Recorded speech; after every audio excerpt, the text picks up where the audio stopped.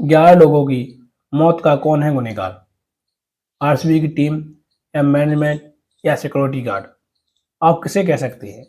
क्योंकि आप सबको पता होगा कि जहाँ एक तरफ 11 लोग बुरी तरह से मारे गए, 25 लोग घायल हो गए और दूसरी तरफ आरसीबी, आप सबको पता होगा कि चिन्नास्वामी स्टेडियम में ट्रॉफी के साथ मजे कर रहे थे। यानी आप समझ सकते हैं कि आरसीबी का मैनेजमेंट भी यार कोई सोच सकता है, क्योंकि आप सब जानते हैं कि आरसीबी की ट्रॉफी जीतने के साथ साथ 11 लोगों की जानें भी चली गईं।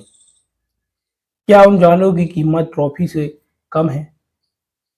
भाई मैं ऐसा इसलिए कह रहा हूँ क्योंकि आप समझ सकते हैं कि आरसीबी अपने जश्न में कि खिलाड़ी जश्न मनाने में तैयार थे। बाहर भगदड़ मची हुई थी, 11 लोगों की जानें चली गईं। आप समझ सकते हैं कि उन 11 लोगों के परिवारों पे क्या बीत रही होगी। आप सबको पता होगा कि यार भले ही आरसीबी रोजगार भत्ता दे रही है 10 लाख रुपए प्रत्येक, आप समझो जिसकी जान गई है उसे 10 लाख रुपए आरसीबी दे रही है। और आप सबको पता होगा कि जो लोग चोटिल हुए हैं उनका क्या?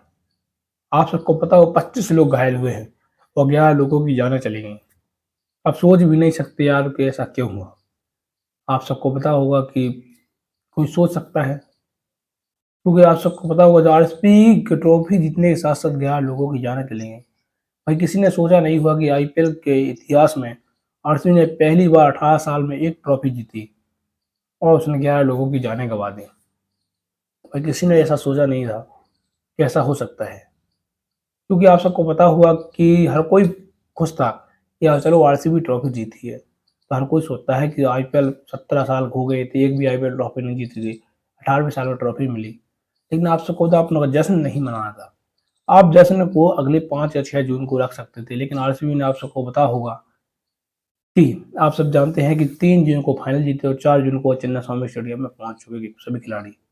जिसके चलते आप सब देखते हैं कि भीड़ का सैलाब ही आ चुका था। आप सबको पता, करोड़ों फैंस बेंगलोर यानी चिन्नास्वामी मैदान के बाहर खड़े थे। आप समझे भगदड़ तो मची तय थी। तो भगदड़ मची तो 11 लोगों बुरी तरह से मारे गए और आप सबको 25 लोग घायल हुए। इसलिए कहते हैं कि ट्रॉफी से अहमियत ज़्यादा लोगों की जानों को देनी चाहिए। लाइक करें, सब्सक्राइब करें, शेयर जरूर करें, कमेंट में ज़रूर जानकारी देने के लिए।